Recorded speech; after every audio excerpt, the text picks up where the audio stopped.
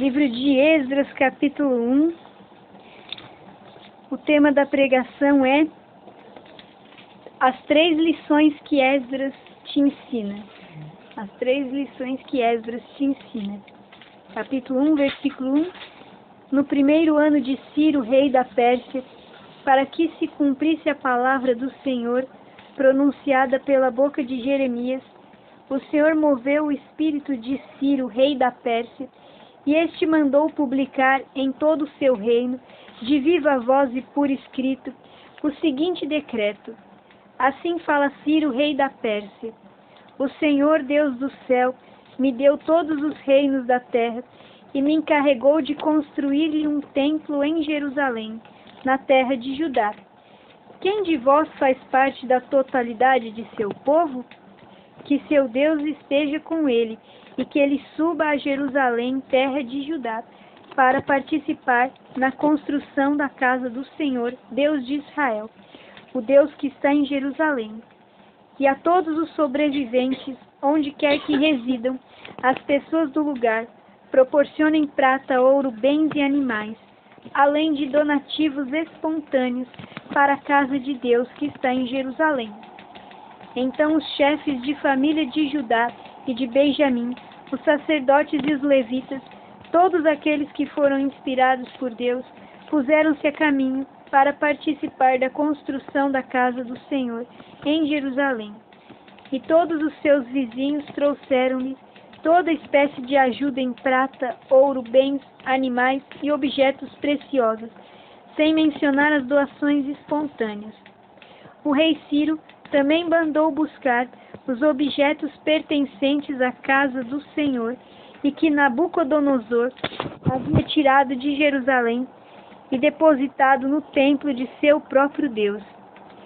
Ciro, rei da Pérsia, os mandou entregar a Mitridates, o tesoureiro, que por sua vez os entregou bem conferidos a Sasabassar, o príncipe de Judá.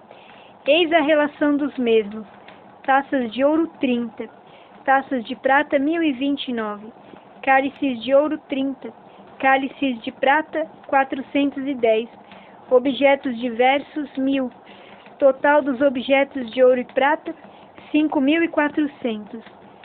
Tudo isso Sasabassar o levou ao conduzir os exilados da Babilônia para Jerusalém. Palavra do Senhor.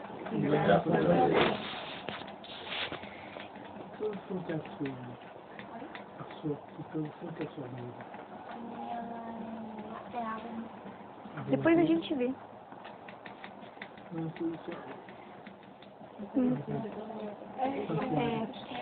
Então, o texto fala a respeito das lições de Esdras. Esdras é um livro que estava grudado com Neemias, era Esdras 1, Esdras 2, aí foi separado. Tinha o 3 também, mas a igreja não colocou o 3 na Bíblia.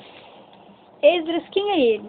Ele foi um sacerdote, mas não qualquer sacerdote, um sacerdote que não se contaminou com as impurezas e com as perversões do povo que vivia com ele. Esdras teve que viver na Babilônia. Você sabe que a Babilônia na Bíblia é terra de perdição, é um antro de pecado, é onde Satanás tinha seu trono. Então Esdras foi fiel a Deus nesse contexto.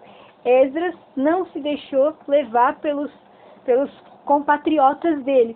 Esdras se manteve puro. Sabe o que é puro? Quando você respira o ar, esse ar está puro. Mas quando você respira e está impuro, o que tem nele? Sujeira. Tem outras coisas misturadas. Então essa mistura de poluição no ar torna o ar impuro. Quando a gente mistura coisas no espiritual, coisas que são profanas com coisas que são sagradas, aí a gente já começa a cair nas impurezas. Essa mistura, para ser puro, tem que estar livre, tem que estar sem mistura nenhuma.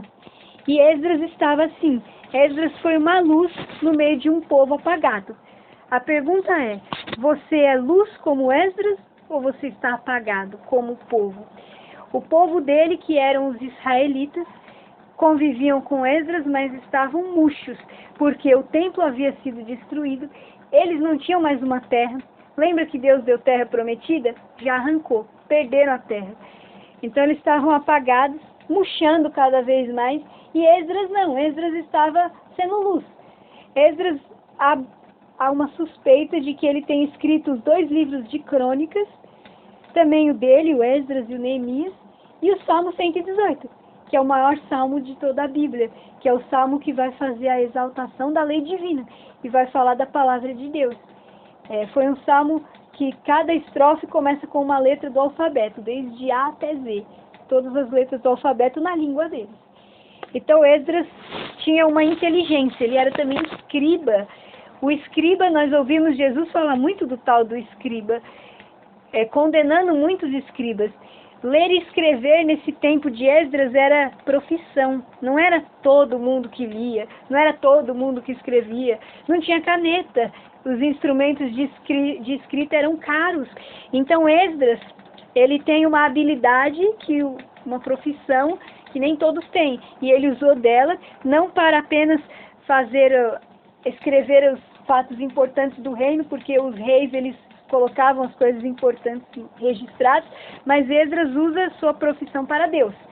Esdras usa sua habilidade, sua inteligência a serviço de Deus. Então esse é Esdras, sacerdote escriba. E a primeira lição que ele ensina aqui no capítulo 7:10 diz que Esdras, ele vai se empenhar no estudo da lei. Eu vou pegar aqui, não precisa pegar não, eu vou ler só um versículozinho aqui, que diz, pois ele, Esdras, se aplicara de todo o coração ao estudo e à prática da lei do Senhor, e se propuseram ensinar aos israelitas as leis e os costumes. Ou seja, no que Esdras era aplicado? Não era em pular samba na escola de samba no carnaval, não era em ficar nas baladas, não era em se embriagar. Esdras não era aplicado em namorar, troca de namorada, troca de namorado. Não era aplicado em ganhar dinheiro, ficar rico. Mas Esdras era aplicado na lei do Senhor, no seu estudo, no seu conhecimento. Então a primeira lição o coração de Esdras era instruído na lei de Deus. O coração que se instruiu e não dependeu de outros apenas para sua instrução. Não dependeu só de um outro sacerdote instruir ele, mas ele foi sozinho se aplicar. Ele foi sozinho estudar. Ele foi sozinho se aprofundar. Esdras não queria ser um homem raso. Esdras queria ser um homem profundo na palavra de Deus. E para você se dedicar e se aplicar ao estudo da palavra de Deus, você precisa cortar muitas coisas que são inúteis da vida. Coisas que estão tomando esse tempo de você. Coisas que estão... muito de Deus, gente. Deus é tremendo. Porque 4 anos atrás, você vai lembrar, eu pedi uma palavra de Deus, né? Sobre a minha vida, que Deus queria de mim. E Deus me deu Esdras 7. E eu nunca na minha vida entendi essa palavra. Nunca. E eu pedi um monte de gente, pelo amor de Deus, explica que Deus está falando pra mim. Depois de 4 anos, Deus veio falar. E eu falei pra ela, e 4 anos atrás, eu ia fazer da minha vida o quê? Exatamente isso, você acabou de explicar. Falei pra Deus, eu vou fazer da minha vida uma escola para ti. Falei, prometi pra Deus que a minha vida ia ter uma faculdade. Deus. Então eu estou louvando a Deus porque essa palavra veio depois de 4 anos, mas Deus confirmou, né? É muito de Deus. É muito de Deus que Deus abençoe, filha. Tá vendo? E Esdras, ele foi isso, ele foi ser primeiro escola. Esdras foi... Eu não conseguia entender nunca essa palavra de Esdras, eu não conseguia aprender mais quem que era. O Senhor quer falar comigo? E eu fui pedir direção para outras pessoas da igreja. Alguém pode me explicar o que quer dizer Esdras? Ninguém sabia explicar. Ninguém sabia falar sobre a palavra de Esdras para mim, aí eu fiquei, né? Mas desde o começo da minha caminhada com Cristo, eu falei para ela, minha vida vai ser uma faculdade para Deus. É isso que foi Esdras. Esdras, ele primeiro se instrui. Ele vai se instruir, se instruir, se instruir. Então, se Esdras tivesse uma TV em casa, ele ia ter que dar, porque senão ele não ia conseguir se instruir na lei do Senhor. Muita coisa nos distrai. Se Esdras tivesse muito tempo passando no Facebook, no WhatsApp, ele não ia conseguir ser instruído na lei do Senhor. Ele ia ter que cortar muito desse tempo para ele se dedicar à instrução. E ele foi se instruindo, porque a palavra de Deus, quando você medita, quando você vai refletindo em volta dela, ela é como uma comida, você vai comendo, comendo, vai mastigando. Esdras mastigava essa lei. O Salmo 118, 119, ele vai falar somente da lei divina, que partiu de alguém que devorava essa lei, que partiu de alguém que mastigava e mastigava essa escritura. Então a escritura constitui a sabedoria de Esdras. Hoje os homens não estão mais sábios, hoje as mulheres não estão mais sábias, porque não tem nada da palavra de Deus, está zero na escritura. Às vezes o evangélico, que está numa denominação que nem é fundada por Cristo, conhece mais da escritura que nós, isso é um tapa na nossa cara, porque nós somos a igreja da Bíblia. A missa só lê a Bíblia na missa. É o único livro que, não, livro Bíblia não, mas as Sagradas Escrituras é o único livro que é lido na missa. Quer dizer, algo que é para nós mastigarmos. Os santos padres da igreja, os santos, os doutores, mastigam a Bíblia para nós nos seus livros. O que você encontra em Santo Afonso, o que você encontra na Imitação de Cristo, em Santa Teresa, você só encontra a Bíblia mastigada. Eles foram mastigando, e mastigando, e mastigando, e mastigando, e foi descobrindo novos pedaços e novos recheios. E o paladar de Esdras estava acostumado tanto com a Escritura, que se o diabo viesse oferecer outra coisa, ele ia rejeitar. Então, o primeiro ponto Esdras era instruído na Escritura. Para nós, tem a Escritura e tem outros escritos sagrados. A igreja tem muitos escritos sagrados. O catecismo é um deles, que nós devemos comer, que nós devemos estudar como Esdras, aplicar-se ao estudo. O padre Paulo Ricardo, vocês conhecem da internet.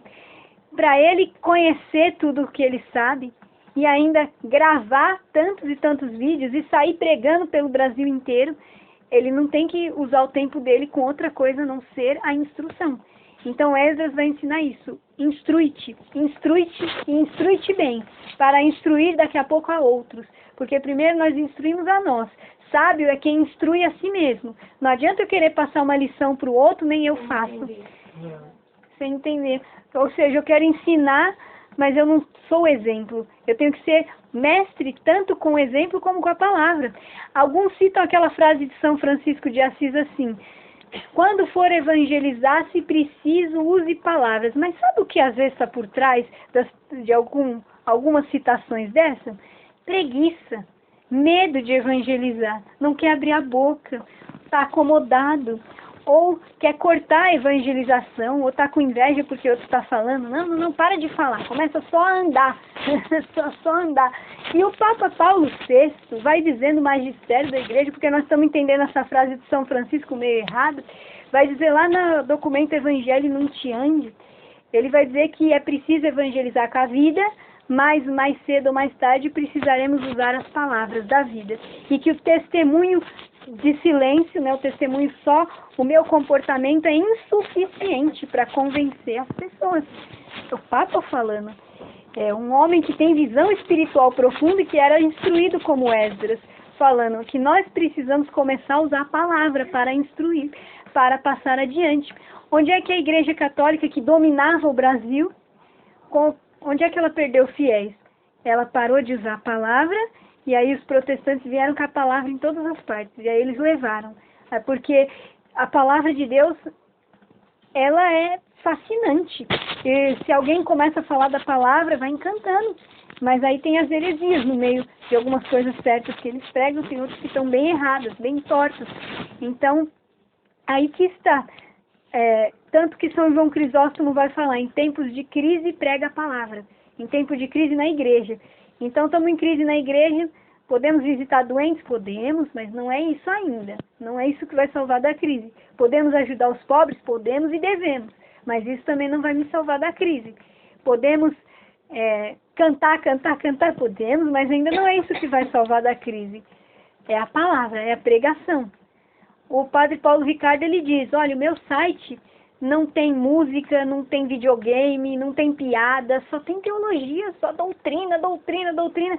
E sabe qual é o maior público que ele diz que segue ele? O jovem. Que todo mundo pensa, eu vou atrair o jovem fazendo folia, eu vou atrair o jovem com uma discoteca dentro da igreja, eu vou atrair o jovem com rock pauleira, e o padre Paulo Ricardo atraiu o jovem com doutrina, com doutrina. Isso quer dizer, não preciso recorrer às coisas mundanas para trazer ninguém para Cristo, instruir. Que eu acho não, é uma blasfêmia falar cristoteca. Me desculpa, me desculpa. Porque põe o nome de Cristo no negócio profana. É.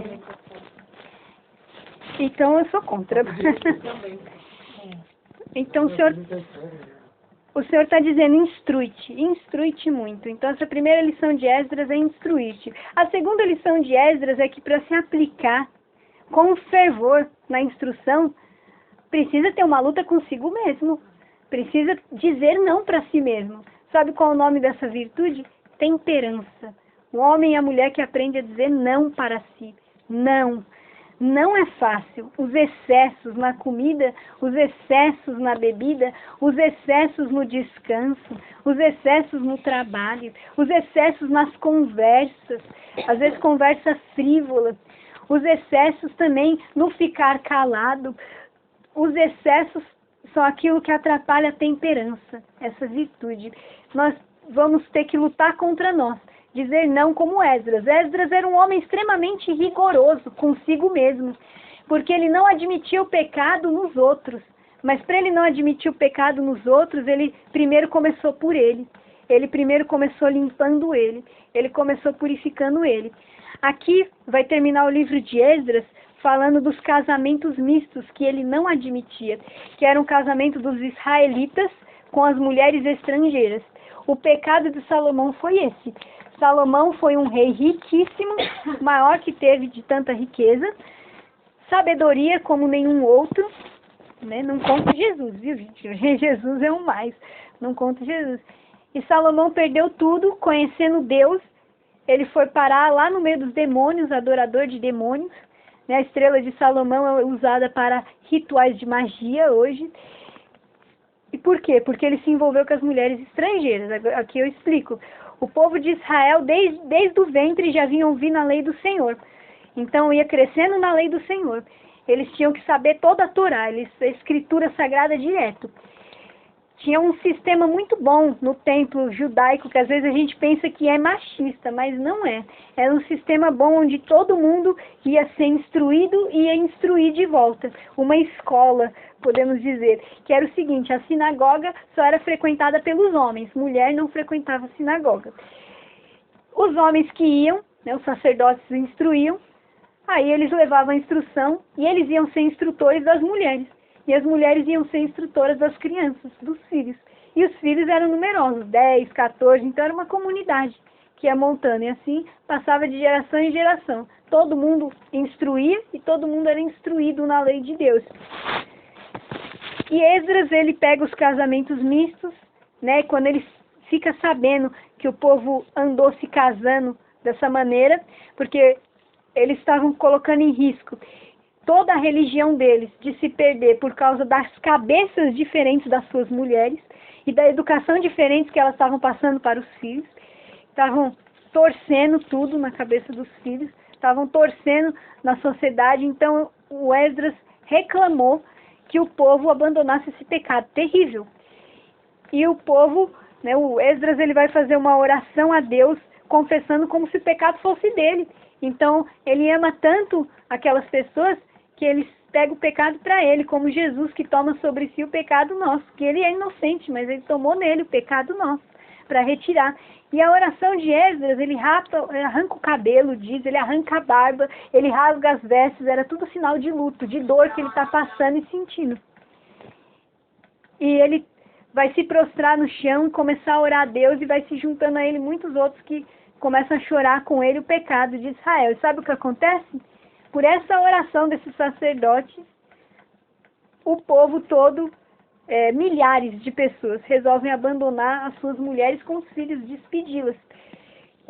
despedi-las, como foi no caso de Agar com Abraão. Abraão despediu ela, ela foi com o filho, e o Senhor amparou ela. As mulheres voltarem para o seu povo. E Esdras consegue isso por causa da sua firmeza contra o pecado. Mas essa firmeza contra o pecado começou na casa dele, que era ele mesmo. Ele firme, um sacerdote que ele sabia, Deus me pôs para liderar, porque Esdras liderou a construção do templo. Aqui nós lemos uma passagem que fala da construção do templo, aonde o povo vai retomar a construção do seu templo destruído, e sob a liderança de Esdras.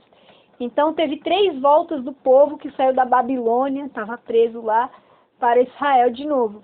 A primeira volta veio, a segunda remessa veio com Esdras e a terceira com Neemias. E Esdras trouxe escribas e pessoas para continuarem instruindo. Ele montou mesmo escola, faculdade da palavra de Deus em Israel, para que todo mundo conhecesse a lei do Senhor, para que ninguém ficasse sem conhecimento, tamanha a sua importância. Então aí fica a pergunta, você conhece a lei da sua igreja? Você conhece a lei da Igreja Católica? Você se instrui na lei da Igreja Católica?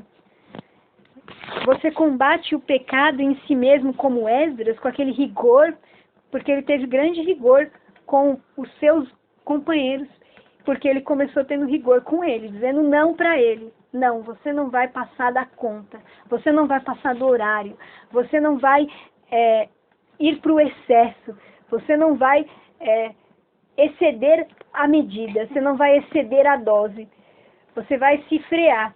Então Esdras era um homem que andava no rigor, na disciplina, porque disciplina não é fácil, você manter uma disciplina, e Esdras mantinha. Foi ele que organizou todo o culto, né, no templo do Senhor, a liturgia, os levitas, os outros sacerdotes. Então, ou seja, disciplinado, organizado, ele era braço direito do rei. Aí fica essa disciplina, o rigor consigo mesmo, ou não alcançaremos a disciplina. Nós vamos ter que nos dizer não em muitas coisas, se nós quisermos produzir como Esdras produziu. Então, ele ia contra o pecado. Mas também quero dizer que o povo de Deus, ele foi preso num cativeiro por causa do pecado. Eles foram para a Babilônia por causa do pecado. Eles perderam a guerra e o culto a Deus por causa do pecado. Então, não sei qual é o pecado que de repente pode estar te incomodando, que de repente pode estar batendo na sua porta, toda hora te derrubando. Mas eu sei que se você não lutar contra você, esse pecado vai te levar para o cativeiro, e lá você vai sofrer muito. Então, também. Já vai começar aqui os tormentos para depois o inferno. Então, agora é a hora de sair do cativeiro. Esdras está chamando o povo para sair. Então, a primeira lição é se instruir. A segunda é o rigor consigo mesmo, dizer não para si mesmo. E o terceiro é que nessa passagem falou dos objetos do templo. O rei Nabucodonosor tinha levado esses objetos, todos deportados para o templo do Deus dele. E acabou com o templo do Deus nosso. Mas porque Deus permitiu. E agora o novo rei, que já tinha vencido, né, ele venceu o rei que manteve os outros aprisionados, ele vai deportar todos os objetos de volta para a casa do Senhor. Isso quer dizer, eles foram fazer a conta e deu mais do que eles esperavam. Porque quando Deus manda você empreender uma reforma no seu templo, na sua família, em você mesmo, você vai ter muito mais auxílio e socorro do que você espera. Então, Esdras, o nome dele quer dizer auxílio. Deus é meu auxílio. De fato, Deus foi seu auxílio. Não faltou com os materiais, não faltou com os objetos. E não vai faltar com o material que você precisa, com a unção que você precisa para dar esse passo que o Senhor está pedindo que você dê. Não vai faltar para você a coragem que você precisa. Você não vai voltar para trás. Dê apenas o passo que o Senhor quer que você dê. O passo que Esdras deu. Esdras não tinha nada, estava de mãos vazias e foi. Das mãos vazias dele, Deus trouxe bens. E foi trazendo bens. E todo mundo que sentia no coração foi dando doação. E doação. E doação. E daqui a pouco já tinha mais do que o necessário. E daqui a pouco já estava sobrando. De sobra. Isso quer dizer, você de mãos vazias, você vai começar a empreender. Você vai começar a mexer na família. Você vai começar a mexer, às vezes, na família do grupo. Às vezes, você vai começar a mexer no ministério. Às vezes, você vai começar a mexer na família da sua casa. Às vezes, você vai começar a mexer em você. E o Senhor vai trazer. Vai trazer o suprimento. E nada vai faltar. Porque o Senhor é o teu pastor e nada te faltará. Como foi com Esdras. Então, a terceira lição é: dê o passo mesmo de mãos vazias. Mesmo de mãos vazias, continue dando passo. E eu quero falar de uma mulher que apenas deu os passos que Deus queria. E o nome dela é Santa Rita de Cássia. Santa Rita de Cássia, ela tinha uma vocação para ser freira, mas ela, querendo se mortificar, se casou.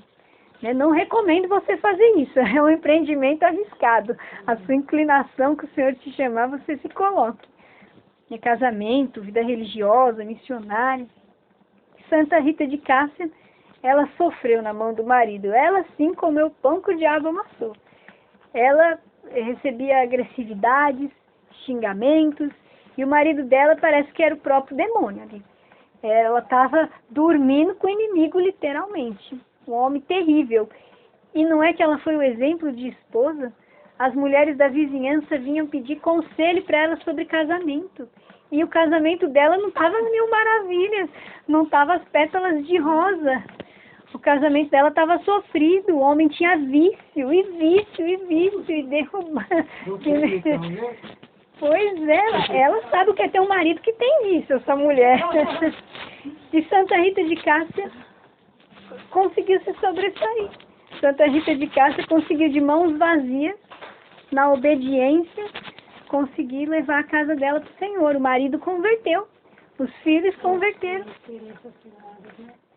Isso, antes de ser assassinado, o marido dela se converteu. Então ela era uma mulher sábia, como Esdras foi sábio. Ela empreendeu uma reforma. Esdras empreendeu a reforma de Israel e do templo. E Santa Rita de Cássia a reforma do seu lar, que não foi mais fácil do que a de Esdras. E aonde Deus quer que você empreenda a reforma? Fica a pergunta. Aonde o Senhor quer que você empreenda a sua reforma? Porque não vai faltar o auxílio dele. Assim como Santa Rita, ele está com você. Ainda que estigmatizada, como ela foi, não desista no estigma. Continue. Mas ela que pediu pelo estigma, não foi? É. Ela que pediu. Tipo assim, eu não estou pedindo, o Senhor retira o meu. Então vamos ficar de pé para rezar em cima desse texto, dessa moção que o Senhor deu de Esdras, dessas lições. Eu já quero dizer a palavra que o Senhor coloca. Oriamakanta halara suriyamakanda halara suriyamakanda halara suriyamakanda halara. O Senhor diz: filhos, filhas, vós já estáis entendendo, já estáis caindo a ficha. Ora suriyamakanta halara suya. O Senhor também coloca que está contente de nós estarmos aqui nessa oração. Está contente com você que deu o seu sim. Vamos cantar uma música? Presença forte em mim, eu posso dizer, habitas aqui, porque escravo eu fui, e hoje eu sou, mais livre aos teus pés. Sentido na vida, minha alma encontrou. Sua mão poderosa veio e me levantou. Agora eu posso declarar: hoje livre sou. Tenho sede da tua graça cada dia mais. Sou mais forte, vou mais longe quando aqui estás. Com palavras de amor, te adoro, Senhor. Hoje livre sou, meu tesouro, minha herança, meu supremo tribulações nem dor podem nos separar, e jamais irão romper o que o amor selou. Hoje livre sou, tenho sede da tua graça cada dia mais. Sou mais forte, vou mais longe quando aqui eu aprendo. Quando eu despejo tudo que não é de Deus. Palavras de amor, te adoro, Senhor. Hoje livre sou, meu tesouro, minha herança, meu supremo bem. Nem tribulações, nem dor podem nos separar, e jamais irá romper o que o amor selou. Hoje livre sou, hoje livre sou, hoje livre sou. Confesso para que você, minha jovem, claramente agora, o